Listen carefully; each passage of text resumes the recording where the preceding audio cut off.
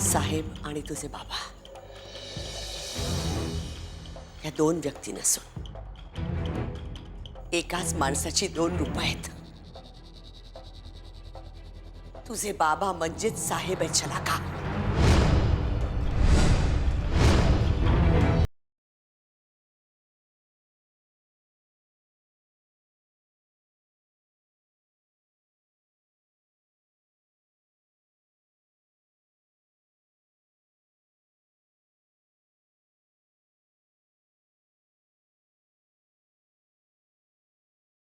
तुला सहन नाही होणार आहे, पण मी तरी काय करू का? सत्य आपल्या डोळ्यासमोर दिसत असताना आपण ते खोटं आहे असं नाही ना समजू शकत. पण हे सगळं माझ्याच नशिबी का? मी कुणाचं काय वाईट केलं की हे सगळं मला सहन करावं लागतंय? माझं बाबांवर खूप प्रेम आहे. आजवर त्यांनीच माझी काळजी घेतली, मला सांभाळलंय, जपलंय. तुझ्यापेक्षा जास्त माया केली. मी त्यांना माझा देव मानत होते. ते असं वागू शकतात मला स्वप्नातही वाटलं नव्हतं.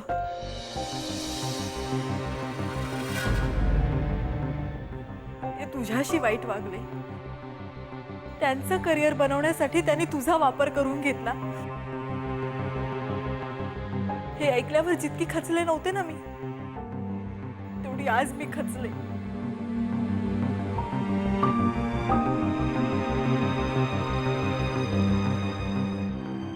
कारण माझे बाबा भोळ्या भाबड्या मुलींना फसवतात, त्यांना वाईट काम करायला लावतात. हाच त्यांचा बिझनेस आहे. आणि आज तर त्यांनी माझ्या मम्माला मारायचा प्रयत्न केला. शी, हे ऐकल्यावर मला मरून जावं असं वाटतंय. ही नीच माणसाची मुलगी ना, ह्याचाच मला जास्त राग येतोय मम्मा.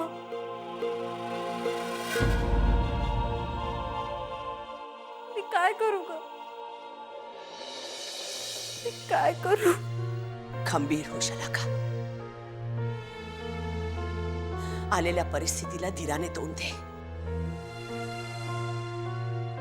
अगं, आयुष्यात आपल्यासमोर कधी कधी असे प्रसंग उभे राहतात की आपलेच नातेवाईक, आपल्या जवळची माणसं आपले शत्रू बनून आपल्या समोर उभी राहतात. अशा वेळी बेटा आपल्यासमोर दोन मार्ग असतात. एक भावनांचा आणि दुसरा कर्तव्याचा. आपल्याला कर्तव्याचा मार्ग निवडायचा असतो. अर्जुनाला गीतेत श्रीकृष्णानं हेच सांगितलं. आणि शलाका, आज आपल्याला हेच करायचंय. तुझे बाबाच साहेब आहेत हे आज आपल्याला जरी कळलं असलं तरी ते सिद्ध करण्यासाठी आपल्याला ठोस पुरावे शोधावे लागणार आहेत. ही फक्त आपली लढाई नाहीये शलाका. मनू सारख्या असंख्य मुलींच्या आयुष्याचा प्रश्न आहे हा. जे दोषी आहेत त्यांना शिक्षा व्हायलाच हवी, मग ते तुझे बाबा असले तरी सुद्धा.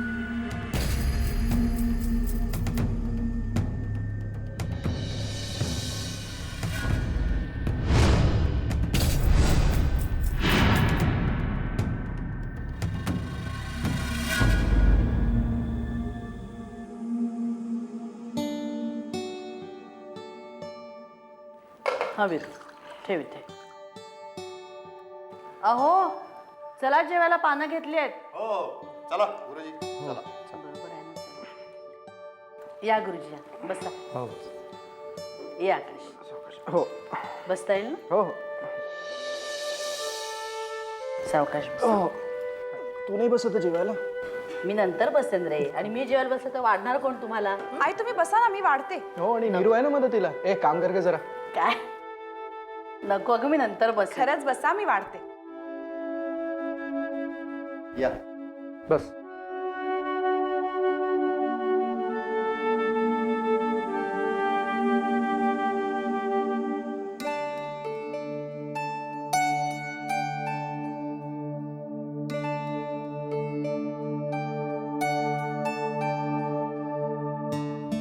अगं मला नको.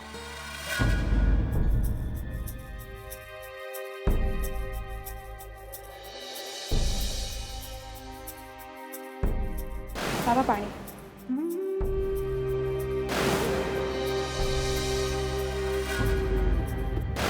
बाबा सूप. नको. तिनं या घरामध्ये राहावं ही तुझी इच्छा होती, राहू देत तिला. पण तिनं माझ्याशी एक शब्दही बोलता कामा नये आणि मला तिच्या हातचं पाणी सुद्धा चालणार नाही. काय झालं यजमान?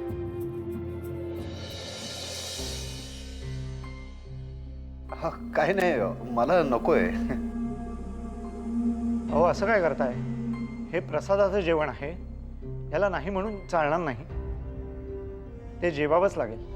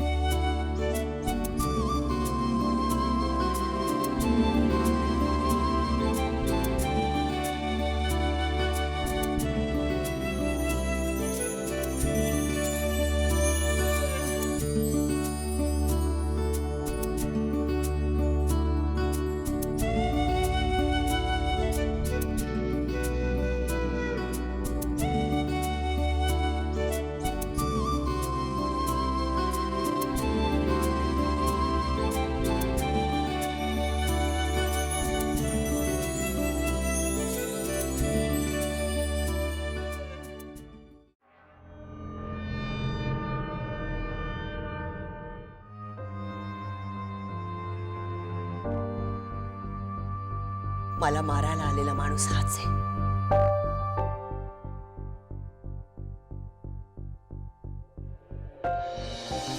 तुझा विश्वास असो नसो, शाला का माझं खरंच तुझ्यावर प्रेम.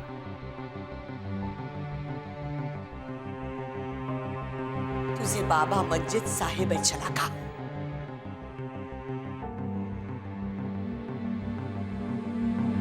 तर लोकांबद्दल मला काही खेळायला नाही, पण तू माझ्या बरोबर असावी असं मला नेहमी वाटतं. जे दोषी आहेत त्यांना शिक्षा व्हायलाच हवी, मग ते तुझे बाबा असले तरी सुद्धा.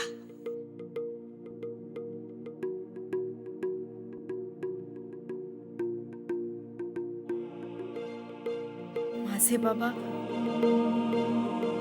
साहेब, तो साहेब जो भोळ्या बाबड्या मुलींना फसवून त्यांना वाईट मार्गाला लावतो, तो साहेब ज्याच्या मागे पोलीस हात धुवून लागलेत,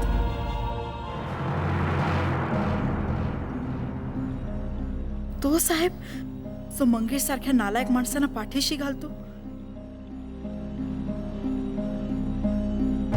तो साहेब म्हणजे माझे बाबा. नाही, हे शक्य नाही.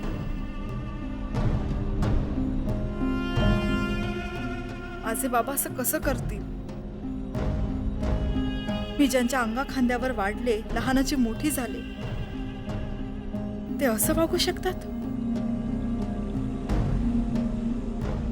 पण जर का हे खरं असेल ना, तर मला त्यांना बाबा म्हणायची सुद्धा लाज वाटते. मला खरंच खूप वाईट वाटतंय की मी अशा माणसाची मुलगी आहे.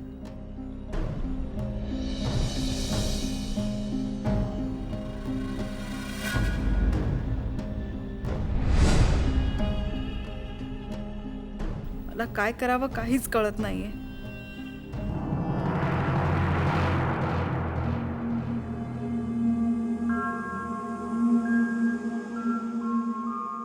घरात अशी पूजा झाल्यावर कसं की प्रसन्न वाटतं नाही?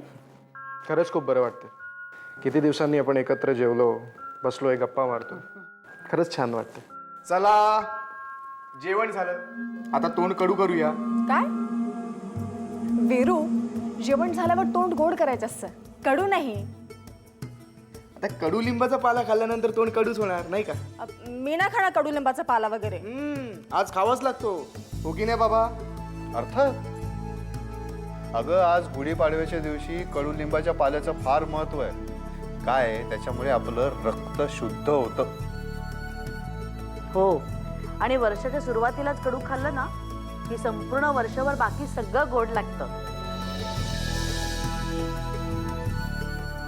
दे तिला. चला घ्या बघू. नाही तू आधी सगळ्यांना दे ना. असं का? बर.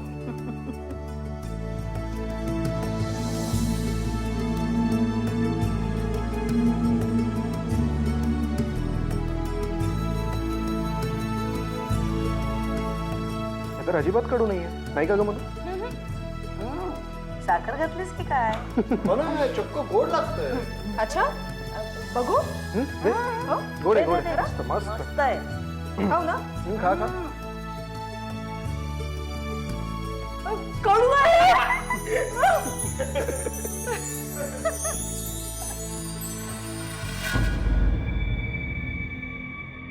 हॅलो, मी बोलतोय साहेब. हा बोला साहेब. नीट लक्ष देऊन ऐक. मी संध्याकाळच्या फ्लाईटनी दुबईला जातोय. पुन्हा येईन की नाही माहित नाही.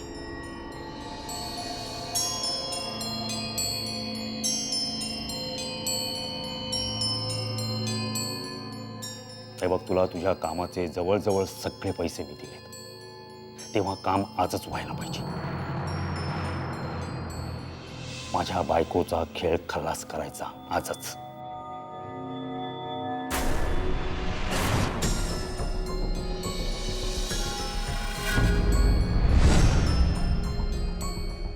तेव्हा मी विमानातच असेल.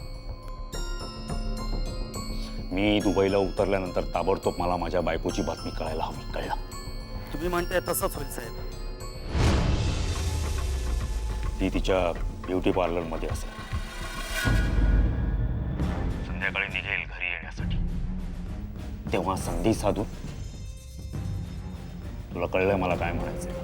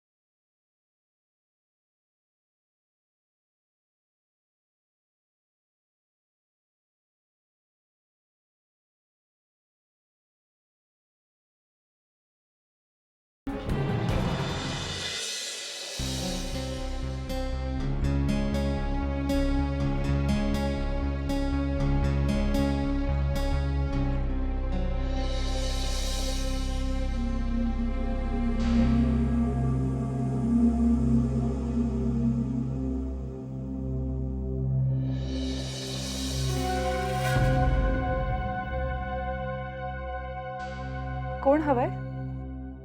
आम्ही तुलाच भेटायला आलोय. तू जरी आम्हाला ओळखत नसलीस तरी आम्ही तुला ओळखतो. कोण आपण? मी सदानंद देवतळे आणि ही माझी बायको गीता. आम्ही शीतलचे आई बाबा.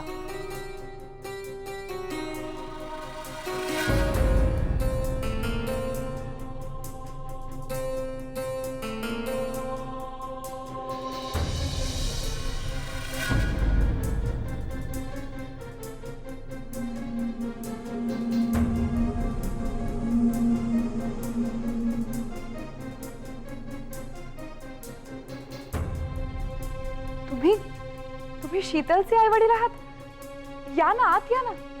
नाही, तू जरा बोलायला बाहेर येतेस की? पण का? नाही उगाच आमच्यामुळे तुझ्या घरच्यांना त्रास नको. अहो नाही, तसं काही नाही आहे. नको, आपण बाहेरच बोलूया. बरं, या. हो.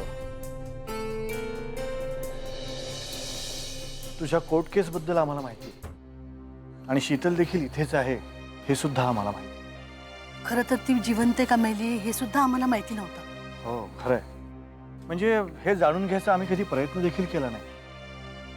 जेव्हा ती आमचं घर सोडून गेली तेव्हाच ती आमच्याकरता मेली.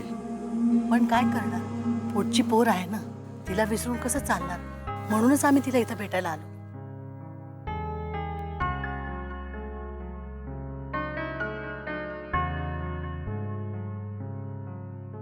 बरं केलं ताई. तिलाही तुम्हाला भेटून खूप बरं वाटलं. आपण लगेचच जाऊया तिला भेटायला. म्हणजे ती इथे राहत नाही का? नाही, म्हणजे ती माझ्याकडे नसते, ती मीराकडे राहते. मी तिला फोन करून बोलवून घेऊ का? तुम्हाला तिला भेटून खरंच खूप आनंद होईल. मी तिला फोन करून बोलवून घेते.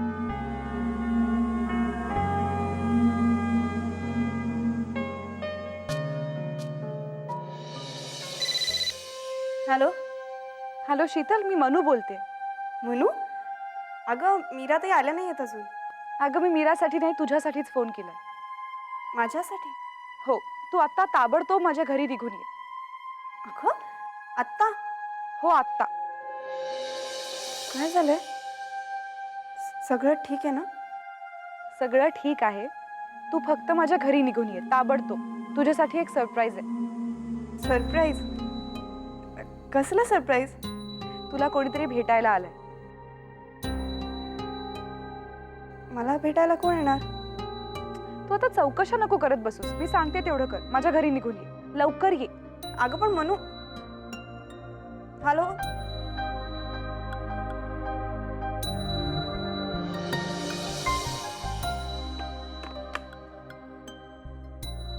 कोण आलं असेल? रामा? मामा, मामा.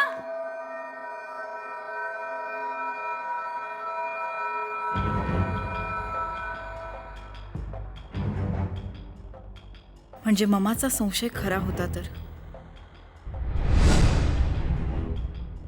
बाबाच साहेब आहेत आणि तेच ममाच्या जीवा